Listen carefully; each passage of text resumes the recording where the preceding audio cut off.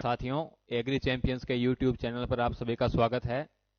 आज हम लोग डिस्कशन करेंगे इफ़को ने जो लिक्विड नैनो यूरिया का उत्पादन शुरू किया है उसके बारे में।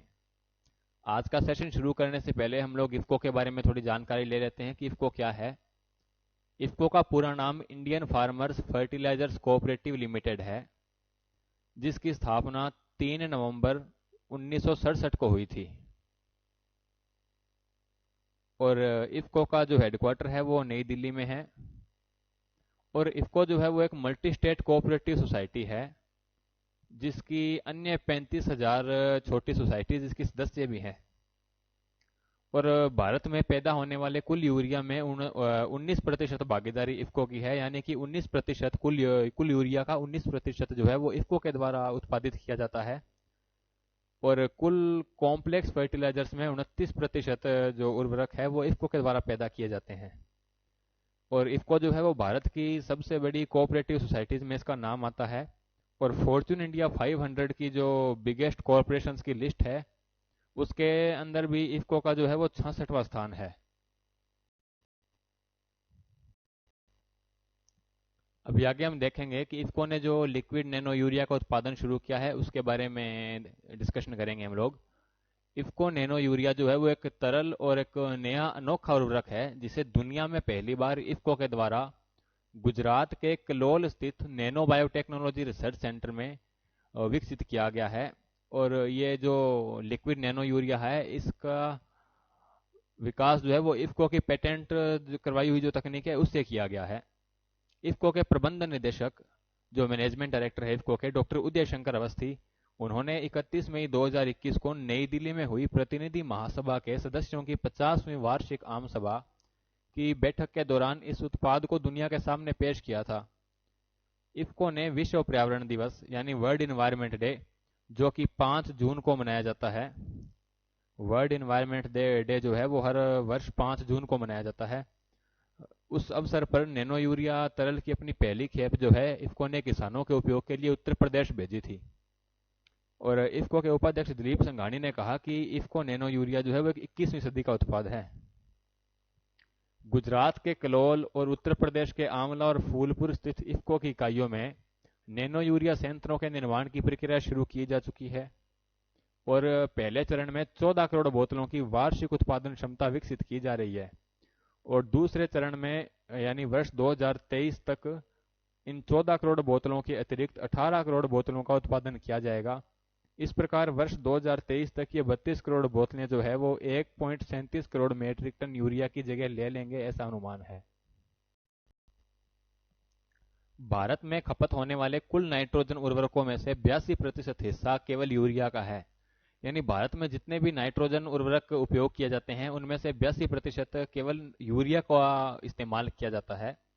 और पिछले कुछ वर्षों में इसकी खपत में अप्रत्याशित वृद्धि दर्ज की गई है। और वर्ष 2020-21 के दौरान यूरिया की खपत जो है वो 37 मिलियन मीट्रिक टन तक पहुंचने का अनुमान है।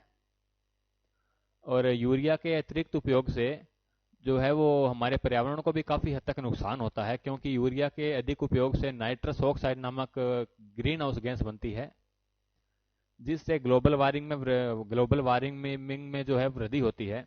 नैनो यूरिया तरल पर्यावरण हितैषी उच्च पोषक तत्व उपयोग क्षमता वाला एक अनोखा उर्वरक है, जो लंबे समय में प्रदूषण और ग्लोबल वार्मिंग कम करने की दिशा में एक टिकाऊ समाधान है, क्योंकि यह नाइट्रस ऑक्साइड के उत्सर्जन को कम कर देता है तथा मृदा, वायु एवं जल निकायों को दूषित नहीं करता।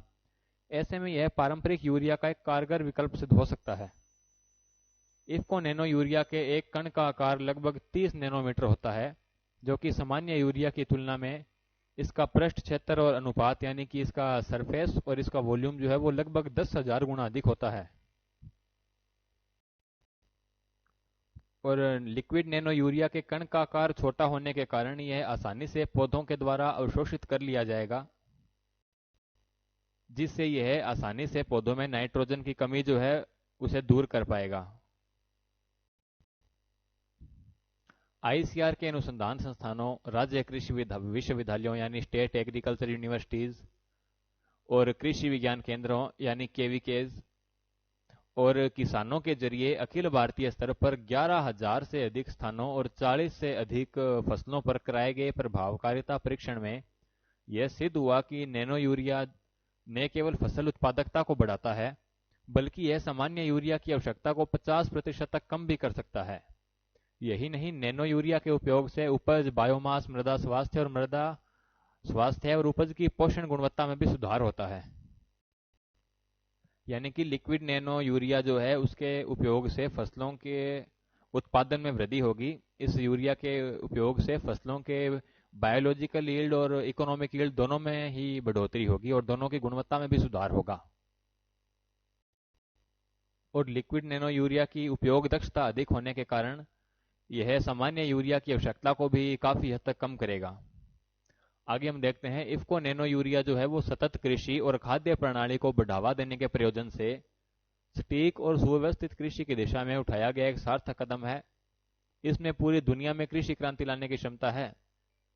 डीबीटी यानी डिपार्टमेंट ऑफ बायोटेक्नोलॉजी के साथ साथ ओईसीडी के अनुसार नैनो यूरिया तरल का प्रयोग जो है अनुशंसित स्तरों पर मनुष्यों, जानवरों, पक्षियों, प्रकंद जीवों और पर्यावरण के लिए पूरी तरह सुरक्षित है। और लीचिंग और गैसीय उत्सर्जन के जरिए खेतों से हो रहे पोषक तत्वों के नुकसान से पर्यावरण और जलवायु परिवर्तन पर भी काफी असर हो रहा है। इसे नैनो यूरिया के प्रयोग से कम किया जा सकता है, क्योंकि नैनो यूरिया जो है वो इको फ्रेंडली है और इसका कोई अवशिष्ट प्रभाव नहीं है। इफ्को द्वारा विकसित लिक्विड नैनो यूरिया जो है वो एक क्रांतिकारी उत्पाद के रूप में उभर कर आएगा, जिससे सतत कृषि और खाद्य प्रणाली में जो है एक नई क्रांति लाई जा सकने की संभावना भी है।